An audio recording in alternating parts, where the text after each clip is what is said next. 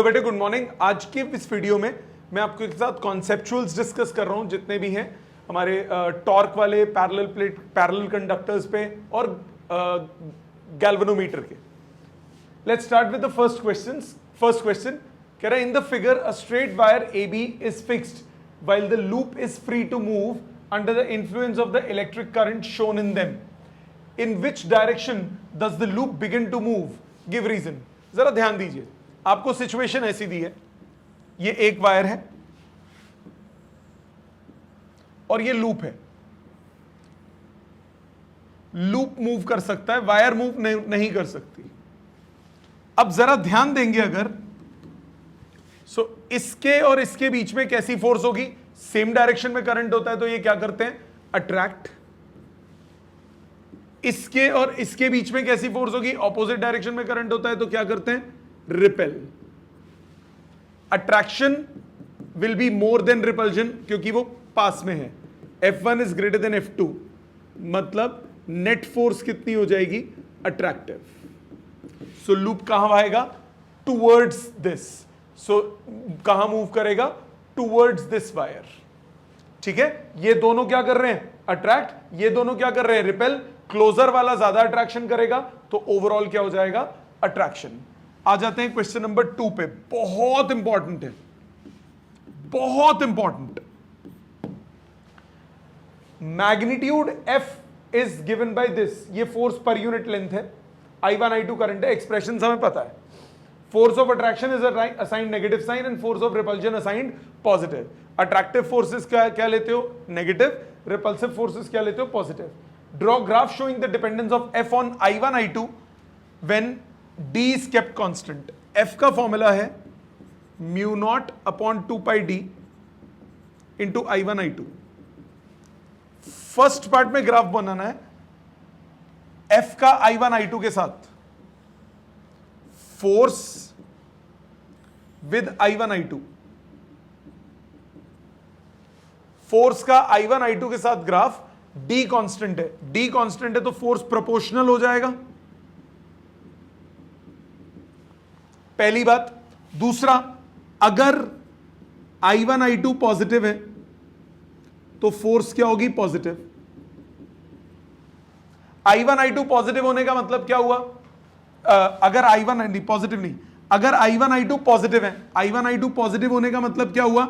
I1 I2 positive होने का मतलब दोनों की सेम डायरेक्शन में करंट।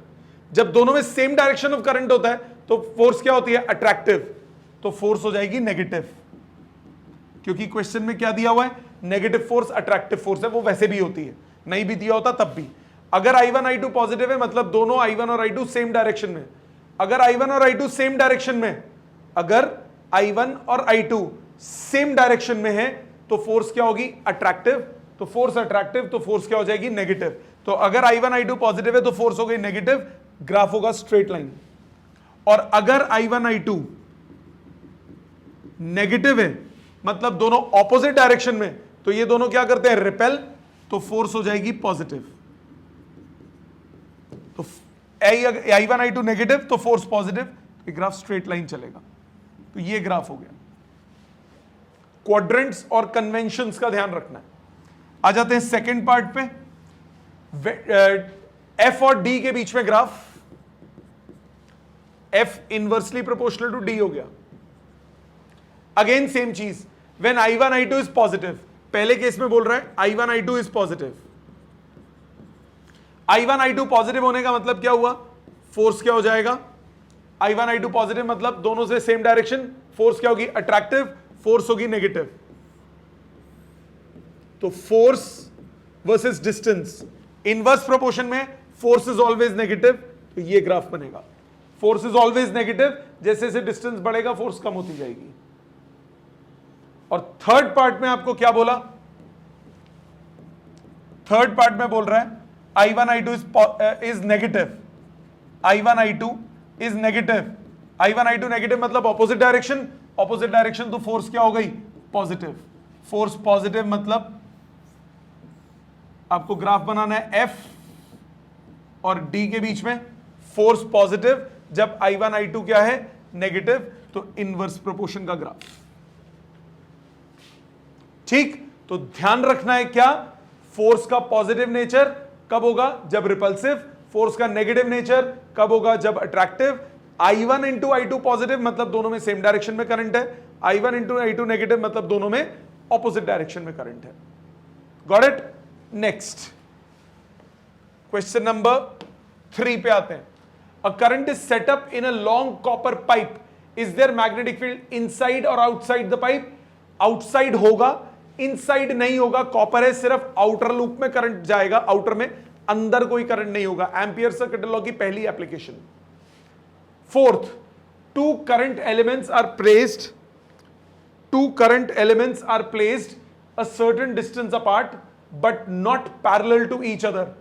दो करंट एलिमेंट्स हैं, डिस्टेंस दूर है, पैरेलल नहीं है। Okay, do they exert equal and opposite force on one another? Yes, every action is equal and opposite reaction. जैसे मर्जी पढ़े हो, एक दूसरे पे जितना फोर्स लगाएगा, दूसरे पहले पे इक्वल एंड ऑपोजिट फोर्स लगाएगा। Fifth, suppose a helical spring is suspended from the roof of the room. एक हेलिकल स्प्रिंग आपने सस्पेंड कर दिया रूफ ऑफ द रूम पे, and a very small weight is attached to its lower end. What will happen to the spring when current is pass through it? ये आपके पास एक helical loop है, एक wait attach कर दिया आपने। जैसे ही आप इसमें करंट पास करोगे तो पैरेलल उसमें सेम डायरेक्शन में करंट होगा, सिमिलर डायरेक्शन में करंट होगा, तो क्या करते हैं वो अट्रैक्ट करते हैं। तो ये क्या करेगा, अट्रैक्ट करेगा, स्प्रिंग हो जाएगा कंप्रेस। आ जाते हैं 6 पे। कैसे हुआ ये क्लियर है ना? ये ऐसे पास कर रहा है तो पैरेलल उसमें सेम डायरेक्शन में करंट जाएगा कि नहीं जाएगा? जब ऐसे घूमेगा तो सेम डायरेक्शन में करंट होगा तो क्या होता है, अट्रैक्शन होता है। आ जाते हैं next question number 6। Explain why two straight parallel metallic wires carry current in opposite direction repel each other. ये करंट, इस तरफ करंट, डायरेक्शन के साथ बनाओगे, फील्ड हो गई inwards, Fleming left hand rule, they will attract each other, और sorry opposite direction है तो they will repel each other. इसी तरह ये करंट, इसकी फील्ड भी क्या हो गई, इनवर्ड्स, ये भी क्या करेगा, रिपेल करेगा। सो फ्लेमिंग रूल्स लिखोगे, फ्लेमिंग्स लेफ्ट हैंड रूल के हिसाब से वो क्या कर रहा है, रिपेल कर रहा है एक दूसरे की मैग्नेटिक फील्ड में, and by applying Fleming's left hand rule एक डायग्राम बना देना साथ में। 7th, give a condition for the current carrying loop not to rotate in a magnetic field। not to rotate मतलब टॉर्क क्या चाहिए, 0। टॉर्क का फॉर्मूला क्या होता है, mb cos theta. cos theta 0 कब होगा, जब थीटा कितना होगा, 90। when the loop is perpendicular to the magnetic field तो थीटा कितना हो जाएगा, 90। अल्फा कब यूज करते हैं, जब नॉर्मल टू द कॉइल के साथ एंगल लेते हैं। तो नॉर्मल टू द कॉइल के साथ एंगल क्या होगा, 0 डिग्री, और कॉइल के साथ एंगल कितना होगा मैग्नेटिक फील्ड का, 90 डिग्री। आ जाते हैं नेक्स्ट पे, क्वेश्चन नंबर 8।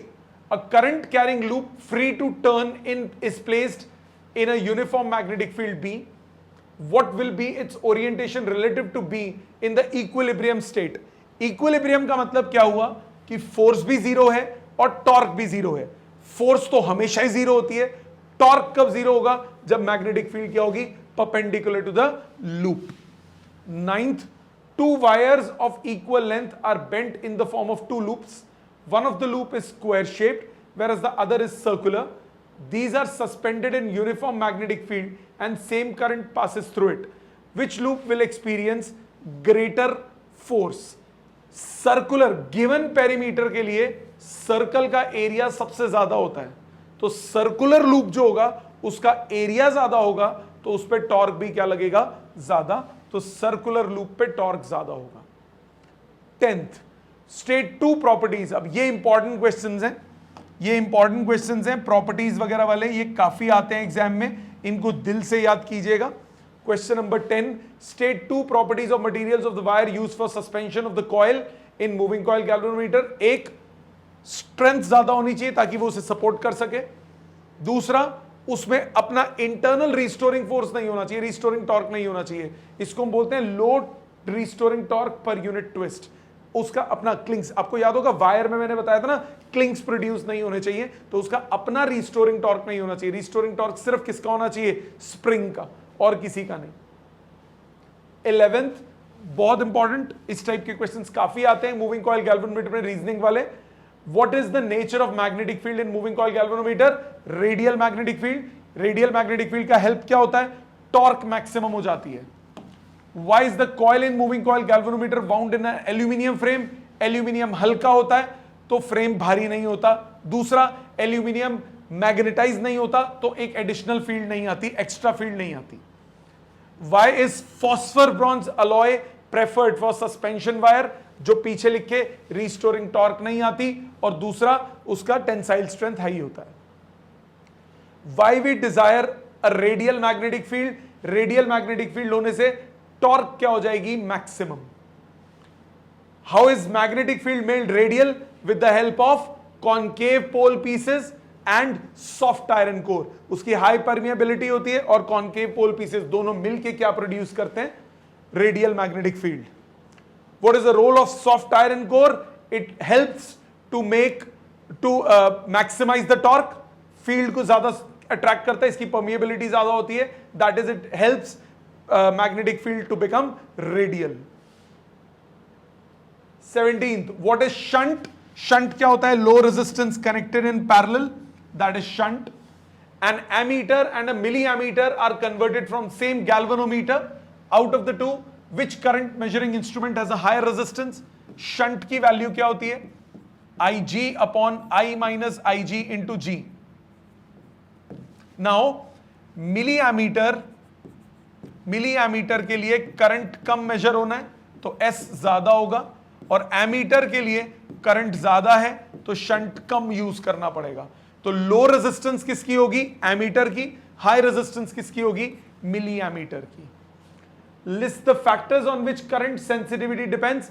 करंट सेंसिटिविटी का फॉर्मूला क्या होता है? NBA upon K. So number of turns, magnetic field, area और spring constant. 20th, how can one increase the current sensitivity? इन्हीं चारों को चेंज करके.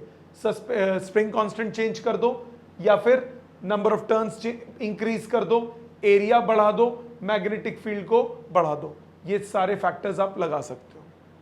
21, give two factors by which voltage sensitivity can be increase. Voltage sensitivity होता है NBA upon KR.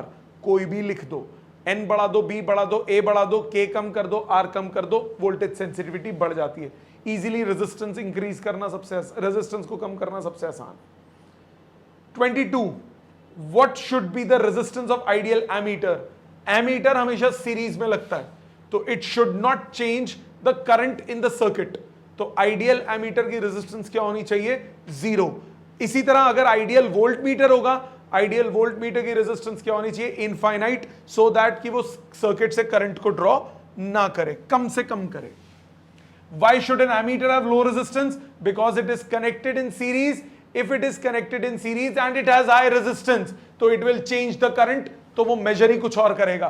तो सही current measure करने के लिए उसकी रेजिस्टेंस क्या होनी चाहिए? As low as possible, preferably 0. What should be the resistance of ideal voltmeter? Infinite. Why it is high resistance? क्योंकि voltmeter is connected in parallel. अगर लो रेजिस्टेंस होगी तो सर्किट से करंट वो ज्यादा ले लेगा, तो वोल्टेज चेंज हो जाएगी. जैसे सपोज करो आपके पास ये एक 5 ओम का रेजिस्टेंस है, यहां पे 2 एम्पियर करंट आ रहा है, 10 वोल्ट मेजर करना चाहिए. बट अगर अब मैं इस पे पैरेलल में वोल्ट मीटर लगा देता हूं 5 ओम का, तो करंट डिवाइड हो जाएगा, 1 एम्पियर 1 एम्पियर. तो ये मेजर 10 वोल्ट की जगह कितना वोल्ट मेजर करेगा? 5 वोल्ट मेजर करेगा. तो एरर आ गया कि नहीं आ गया? तो इससे बचने के लिए रेजिस्टेंस जो वोल्ट मीटर का है वो इनफाइनाइट होना चाहिए, ताकि वो कम से कम करंट ड्रॉ करे. अगर वो कम करंट ड्रॉ करेगा तो वो इजीली एक्यूरेटली वोल्टेज मेजर कर पाएगा. 26, इन the figure straight wire AB is fixed while loop is moving. वही एग्जांपल हो गया जैसे पहले किया, करंट इसमें इधर गया इधर गया, तो सेम डायरेक्शन में क्या करते हैं? सेम डायरेक्शन में रिपेल करते हैं, ऑपोजिट डायरेक्शन में अट्रैक्ट, उल्टा हो गया. सेम डायरेक्शन में वो अट्रैक्ट करते हैं, ऑपोजिट में वो रिपेल करते हैं, तो ओवरऑल फोर्स हो जाएगी attractive. Compare voltmeter and ammeter. Voltmeter की लो हाई रेजिस्टेंस होती है, एमीटर की लो रेजिस्टेंस होती है. वोल्ट मीटर कैसे बनता है? By adding a series high resistor parallel में. और एमीटर कैसे बनता है? By adding a low resistance in parallel to galvanometer. Ammeter को हमेशा सीरीज में कनेक्ट करते हो, वोल्ट मीटर को हमेशा पैरेलल में कनेक्ट करते हो. 28, A wire placed along the x-axis of the Cartesian coordinate system carries a current in the direction of positive x-axis. Okay, there exists a uniform magnetic field along the positive z-axis. What is the direction of force? Force का formula क्या होता है? Force का formula होता है I into L cross B. अब I जे के में आपको सब कुछ दिया हुआ है, लेंथ दिया हुआ है वायर का अलोंग एक्स एक्सिस, तो एल आई कैप, और मैग्नेटिक फील्ड दिया हुआ है अलोंग जेड एक्सिस बी के कैप. आई क्रॉस के, आई क्रॉस के, आई क्रॉस के कितना होता है? आई क्रॉस के होता है माइनस जे, तो फोर्स हो जाएगा नेगेटिव वाई एक्सिस. ठीक है. Next, what would happen if we connect a voltmeter in series and an ammeter in parallel in the circuit? Voltmeter को सीरीज में कनेक्ट करोगे तो रेजिस्टेंस सर्किट का बहुत ज्यादा हो जाएगा, वोल्टमीटर रीडिंग ही नहीं शो करेगा, करंट ही लगभग खत्म कर देगा सर्किट का. एमीटर को पैरेलल में लगाओगे तो वो सर्किट को शॉर्ट कर देगा, सारा का सारा करंट एमीटर से जाएगा, एमीटर इनफाइनाइट करंट शो करेगा, मतलब वोल्टमीटर की रीडिंग दिखाएगा ही नहीं कुछ भी और एमीटर पागल हो जाएगा, इनफाइनाइट रीडिंग शो करेगा. What is a multimeter? What is its advantage? Multimeter एक डिवाइस होता है जो कि वोल्टेज भी मेजर कर सकता है, एमीटर भी करंट भी मेजर कर सकता है, रेजिस्टेंस भी मेजर कर सकता है. तो it's a one device used for all. उसमें डिफरेंट नॉब्स होती हैं, आप उसको चेंज ओवर करके एमीटर की तरह भी काम ले सकते हो, वोल्टमीटर की तरह भी काम कर सकते हो और रेजिस्टेंस भी मेजर कर सकते हो. वही लिखा है, multimeter is a multipurpose meter that can serve as an ammeter or a voltmeter of different ranges. It can also be used as an ohm meter, मतलब resistance reading कर सकता है. Multimeter also has provision for reading alternating voltages and current. Some multimeter also have special leads for reading high voltage and heavy currents.